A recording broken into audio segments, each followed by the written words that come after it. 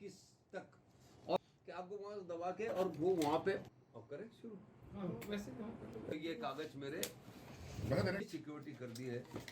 Tanishq jewellers Ajmer पहले से भी बेहतर सेफ्टी के गोल्ड स्टैंडर्ड्स के साथ तैयार हैं आपके आगमन के लिए। सुंदर आभूषण और बेहतरीन कलेक्शन के लिए आज ही अपॉइंटमेंट बुक करें। Visit Tanishq jewellers, India motor circle, Ajmer. देखिए, RMSCL एक सेंट्रल स्टोर है परचेजिंग का, सारे राजस्थान की दवाइयों को खरीदने का, और उसमें सारी चिकित्सा का एक तो कंज्यूमेबल आइटम होते हैं, एक नॉन कंज्यूमेबल आइटम होते हैं। कंज्यूमेबल आइटम होते हैं जैसे शुगर की स्ट्रिप आ गई, आपका वो जीभ का लगाने का वो आ गया दूसरे, और नॉन कंज्यूमेबल जैसे BP इंस्ट्रूमेंट है, ये सारे जो है एक ही जगह राजस्थान में खरीदे जाते हैं और फिर अलग अलग जैसे जैसे अस्पतालों की डिमांड होती है वो दे दिए जाते हैं। और इसके अंदर जो है ये जो आइटम है उसमें एक उन्होंने जगह रखी है कि अगर कोई आइटम ऐसा हो कि आपको तुरंत उसकी ज़रूरत है और वो सेंट्रल स्टोर में नहीं हो तो वो आइटम आप खरीद सकते हैं अपने रेट लिस्ट पे, और उसका अप्रूवल वो लोग कर देते हैं। अप्रूवल सरकार की ओर से उसका हो जाता है। तो ये RMSCL जो है ये सेंट्रल स्टोर है और ये निःशुल्क दवा योजना का, दूसरी योजनाओं का, ये सब का ये करता है। सरकार ने ये व्यवस्था कर रखी है और इसमें जो है लोकल स्तर पे भी आप रेट कॉन्ट्रैक्ट कर सकते हो। अजमेर अस्पताल ने 13/8/19 को टेंडर द्वारा, टेंडर नंबर 10/160 के द्वारा 21/2/9 को जो है इन्होंने 31/8/21 तक के लिए 31/8/21 तक के लिए अम्बू बैग का रेट कॉन्ट्रैक्ट जो है इन्होंने किया। बड़े लोगों को अम्बू बैग जो है वो था, इनका अम्बू बैग 896 रुपये का, और छोटे बच्चों का अम्बू बैग है वो 784 रुपये का। अब इसमें क्या होता है कि जैसे आप बहुत कैजुअलिटी में गए, आप बहुत ज़बरदस्त सीरियस हो, तो आपको स्ट्रेचर से, एम्बुलेंस से उतार के वहाँ तक पहुँचाने का, ICU तक पहुँचाने का, कैजुअलिटी तक पहुँचाने का, वो फट वो मास्क अम्बू बैग आपको लगा देते हैं और अम्बू बैग का उसको दबाना शुरू कर देते हैं। काला इतना सा गुब्बारा होता है, नाक पे मास्क के जैसा लग जाता है। उसको जैसे जैसे अम्बू बैग को दबाते जाते हैं तो उसकी ब्रीदिंग जो है, जैसे फेफड़े, कोरोना में फेफड़े, जिसका फेफड़ा चौक हो जाता है तो वो वहाँ तक उसको अम्बू बैग जो है जीवित अवस्था में पहुँचा देता है। इसलिए अम्बू बैग की बहुत ज़बरदस्त ज़रूरत है। ये इन्होंने सिंह सन से 4157 के तहत, नंबर 4157 के तहत इन्होंने खरीदा, लिया रेट कॉन्ट्रैक्ट। अब क्या हुआ कि इनके जैसे ही कोरोना काल आया और अम्बू बैगों की ज़रूरत पड़ी बहुत ज़बरदस्त, तो इन्होंने बीकानेर की रजत फार्मा से एक अम्बू बैग का ऑर्डर उसको दे दिया 9000 रुपये का। एक 896 रुपये का मिल रहा है, एक इन्होंने 9000 रुपये का उसको दे दिया। और 9096 रुपये का जो दे दिया उससे क्या हुआ कि सरकार को 11 गुना ज़्यादा पैसे देने पड़े। 11 गुना ज़्यादा पैसे देने पड़े, एक अम्बू बैग पे 8000 समथिंग रुपये ज़्यादा लगे। और इस तरह से ये सरकार को इन्होंने इतना बड़ा नुकसान करा दिया। अम्बू बैग 900 रुपये से भी कम का था, जिस अम्बू बैग को इन्होंने 9000 रुपये का बना दिया। उसके सारे कागजात उपलब्ध हैं। मैं आपके माध्यम से कहना चाहता हूँ कि मैं डॉक्टरों के या किसी कंपाउंडर के या अस्पताल के किसी भी सफाई कर्मचारी, किसी के खिलाफ नहीं हूँ। मैं उनको तहे दिल से सलाम करता हूँ, शुक्रिया करता हूँ कि उन्होंने कोरोना काल में इतना बड़ा अपनी जान जोखिम में डाल करके काम किया। पर ये जो प्रशासनिक व्यवस्थाएं हैं, जो प्रशासनिक अधिकारी हैं, जो वहाँ पे AAO और ये जो भी लोग बैठे हैं, वो ऐसी लूटपाट मचा रहे हैं, इतनी बड़ी लूटपाट मचा रहे हैं कि इससे डॉक्टर समाज, समुदाय सारा बदनाम हो रहा है। और कुछ एक डॉक्टर की मिली भक्ति का असर पूरे डॉक्टर समाज पर आ रहा है।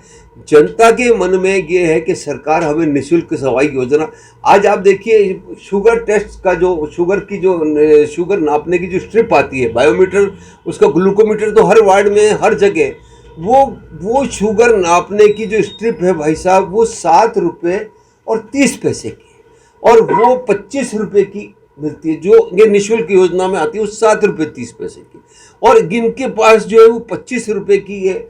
आज कोई भी पेशेंट चला जाए, ये कभी किसी को शुगर की स्ट्रिप नहीं देते कि आप जाइए 5 बाजार से खरीद लाइए, क्योंकि आपको सुबह खाने पे, शाम को खाने पे और दिन में, जिसको आप शुगर पेशेंट को, जैसे आप नॉर्मल भी गए तो पहले आपकी शुगर चेक करेंगे, तो वो आपसे बोलेंगे आप शुगर स्ट्रिप बाहर से ले, जो अंदर पड़ी है वही बाहर, क्योंकि शुगर स्ट्रिपों का इतना बड़ा घोटाला है। एक शुगर स्ट्रिप भाई साहब बाजार में दवाई की दुकान पे 25 रुपए की मिलती है, जो इनको 7 रुपये 30 पैसे किया।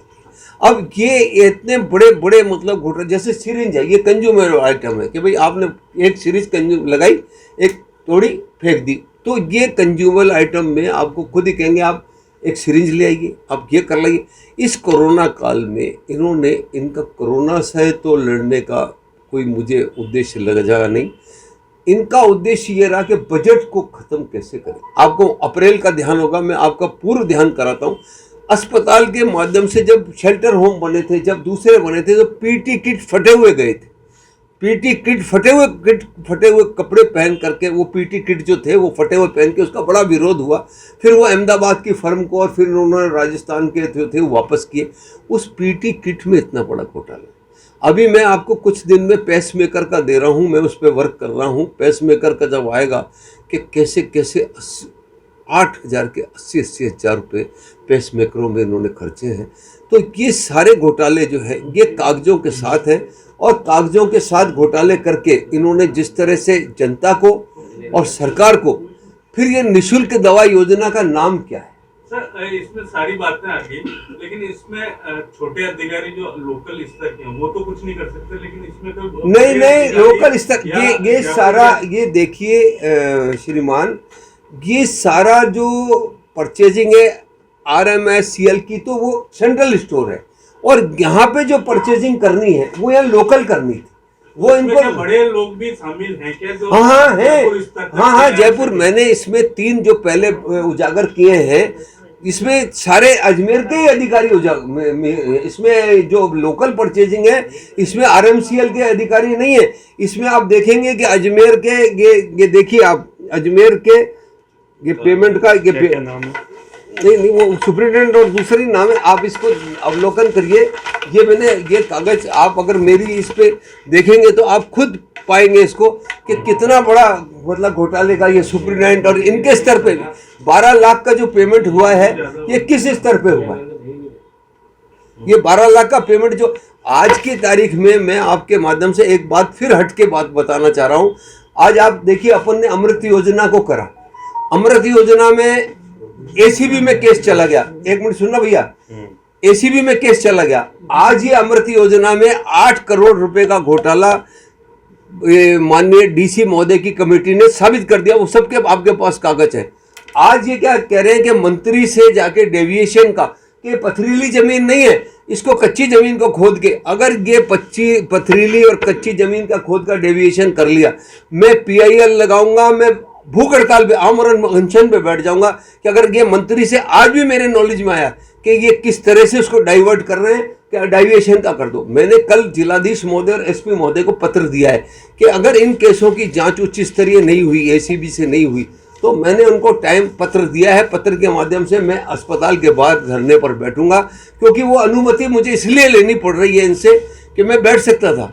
अनुमति में इसलिए लेनी पड़ रही है कि जैसे कल मैं बैठूंगा, ये मुझे 27-28 में, इनको 7 दिन का टाइम दिया है कि आप इसको किसी भी तरीके से उच्च स्तर पे जांच करा दें, ACB में दर्ज करा दें। अगर ये नहीं कराया तो मैं 27 या 28 जो भी ये तारीख देंगे, मैं अस्पताल के बाहर धरने पर बैठूंगा। और मैं इसलिए अनुमति मांग रहा हूँ इनसे कि वो जैसे बैसला साहब के साथ हुआ है कि भाई मेरे से कोई मिलने आया, मैं अकेला ही बैठूंगा, मेरे से कोई मिलने आया और या प्रेस आई तो ये 144 में करके मुझे अरेस्ट कर सकते कि साहब आपने इसका कोरोना रूल्स तोड़े। अनुमति होगी तो ये मुझे सुरक्षा या मेरी बैरिकेटिंग जो भी कर दें, सोशल डिस्टेंस, मैं बैठूंगा तो लोग मुझसे मिलने आएंगे। अपना ये प्रयास है कि अजमेर को भ्रष्टाचार मुक्त बनाने के लिए अब इनके पास में कल कलेक्टर साहब को ये मुख्यमंत्री जी के नाम ज्ञापन दे के आया हूँ, उनके जरिए हुआ है, और उनसे कह के आया हूँ कि भाई ये अनुमति आप मुझे दे दें। मैं अस्पताल के बाहर 7 दिन में अगर आपने ये ACB में दर्ज नहीं किए या करवाए तो मैं भूख हड़ताल पे वहाँ धरने पे बैठूंगा। अब वो कह रहे हैं हम ये पत्र ऊपर दे करके आपकी स्वीकृति की बात करते हैं सरकार से कि ये अगर भी हो जाता है। मैंने उनको सफिशिएंट, कल ये मैंने 19 को दिया है, 7 दिन का समय दिया है, पत्र दिया है, SP को भी दिया है, कलेक्टर को भी दिया कि मुझे आप अस्पताल के बाहर बैठने की अनुमति दे दें, और अनुमति होगी, क्योंकि अगर अनुमति नहीं होगी ना तो ये मुझे कोरोना प्रोटोकॉल करके और अरेस्ट कर सकते हैं, पर अनुमति होगी तो मैं बैरिकेडिंग कर लूँगा कि भाई मेरे पास डिस्टेंस मेंटेन हो। मैं ये भी नहीं कह रहा कि कोई मेरे साथ 10 आदमी बैठेंगे, मैं तो अकेला ही बैठूंगा, और मेरे पास कोई आने जाने वाला हो तो उसकी सोशल डिस्टेंसिंग में कर दूंगा, और मुझे अनुमति दे।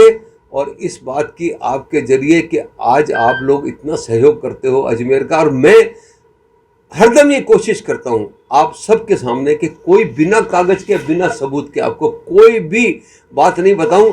आज के जो सबूत हैं वो अपने आप में पर्याप्त है। 21/8 तक का परचेजिंग पावर है, और इन्होंने अभी जो है 21/8 को छोड़ करके, अगर जैसे आज भी ये उससे सामान खरीद रहे हैं, उसको ब्लैक लिस्टेड क्यों नहीं किया? अगर उसके पास ये अम्बू बैग नहीं थे तो इनको ब्लैक लिस्टेड करना चाहिए था ना, उस पर केस करना चाहिए था कि भाई तूने हमें 900 रुपये का दिया टेंडर, अब तेरे पास दे। फिर जब जैसे L1 है, मैं पार्टी नंबर 1 हूँ, अगर मैं 890 रुपये में नहीं दे पा रहा हूँ तो L2 पार्टी को लो, जो उसका लोएस्ट टेंडर था। ये किसने कह दिया कि आप बीकानेर में 9,000 का खरीद लो, और 9,000 का खरीद के 11 गुना रेट? तो ये कागजात अपने आप में सफिशिएंट हैं। आप इन कागजात से उनका भी वर्षन दीजिए कि साहब ये कागजात बोल रहे हैं, मुंह से बोल रहे हैं कि इससे बड़ा घोटाला और इससे बड़ा भ्रष्टाचार नहीं हो सकता। कब से बैठ रहे हो धरने का? मैं 27, वो जब मुझे अनुमति, जिस दिन अनुमति दे देंगे, मैंने 7 दिन का दिया है, मैंने उनको पत्र दे दिया है, कल मिल